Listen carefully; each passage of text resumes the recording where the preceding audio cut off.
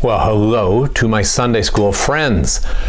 It is good to see you again. I am glad that we have this time, and I am so happy that you choose to listen to these lessons, that you're learning these lessons, and that you're remembering these stories. It will help you when you're in confirmation. It'll help you when you're an adult, because these stories, they take root in us, and they grow in us, and they help us to imagine the things of God. They help us to live into the commands of God. They help us to believe the promises of God. So, last time we talked about how King Solomon forgot who he was supposed to be, forgot how he was supposed to live, and God kept God's promise and took the kingdom away. That a man named Jeroboam was promised that when Solomon died, he would inherit 10 of the tribes. He would be the king of Israel, and only the tribe of Judah would be left to Solomon's son, a young man named Rehoboam. Right, so we have Rehoboam and Jeroboam. Now, we ended last time remembering how Solomon died and how he was buried. Now, when Jeroboam, who had fled to Egypt, when he heard that Solomon had died, he came back to Israel.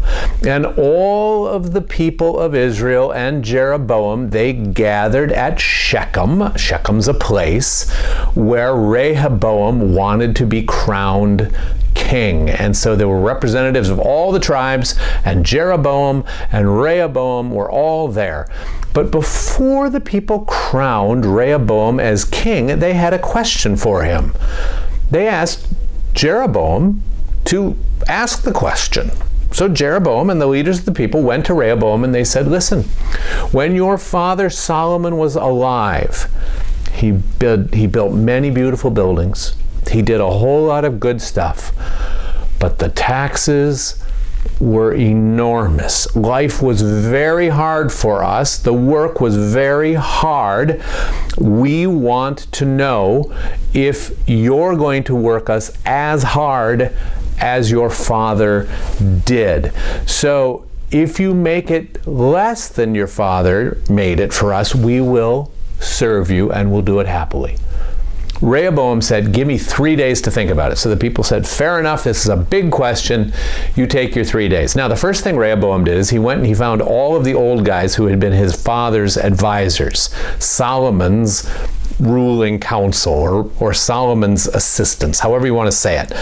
And he told them what the people had asked, that the people wanted to know how hard he was going to work them, how high taxes were going to be, and he wondered what the old advisors thought he should do.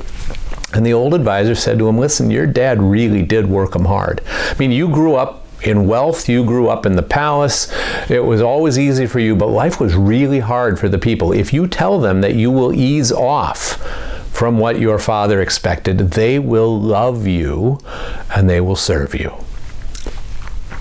Rehoboam didn't like that answer.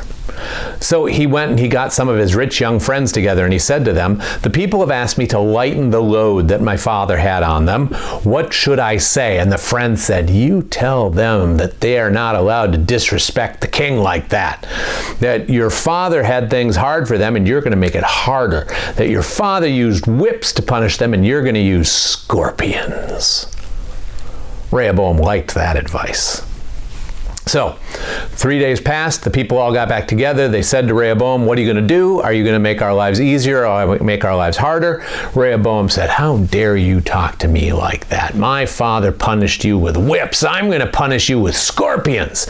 It's going to be harder and heavier than it's ever been." And the people said, "Well, good to know. We ain't making you our next king." And Rehoboam was so surprised. He shouldn't have been surprised. He was so angry. He shouldn't have been angry, but 10 of the leaders of 10 of the tribes left. They went back to their tents. And the only people that stuck around was the tribe of Judah. Right? That's one of the southern parts of the land. It's where Jerusalem is.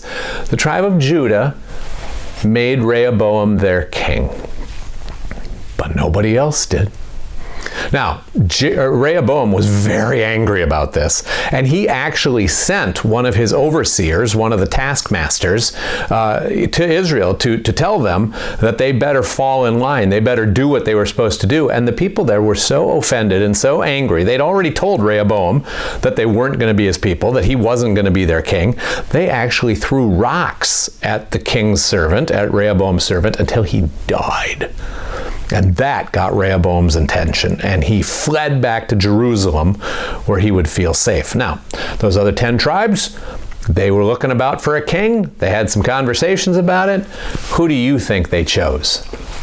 Of course, the one God had ordained. Right? They chose Jeroboam to be their king, made Jeroboam their king. Now, as this settled a little bit, Rehoboam got more and more angry, and he decided that he was going to put together an army, and he was going to march up to Israel, and he was going to kill Jeroboam, and he was going to make himself king by force. So he sent out the word, and soldiers gathered from Judah, and some soldiers from the tribe of Benjamin too.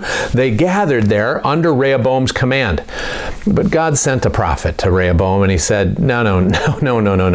This is happening because of my decision. Send your army home. We are not going to have a civil war. We are not going to have brothers fighting against brother. It's not going to be. Everything that's unfolded is what I wanted to unfold because of your father's sin. That's the way it is. And at this point, Rehoboam obeyed the prophet, obeyed God, and sent his army home. So isn't it sad that now we have a division among the people of God? And we have 10 tribes that are now called Israel, and one tribe that's now called Judah. 2 different kings, only one of them connected to David, Rehoboam, son of Solomon, son of David. And of course, God makes the same promise to both of these kings. Do your work well, keep my laws, I'll keep you on your throne. I bet you can guess how it's going to unwind. Yeah. We'll get that, though, in coming weeks. In the meantime, you take care. Listen, learn, do your best to be the person God calls you to be. Do the right thing. I know you know what the right thing is most of the time. And remember that Jesus loves you and that Jesus forgives you. As you ask, as you work, Jesus blesses and walks with you always. I'll see you next week. Bye-bye.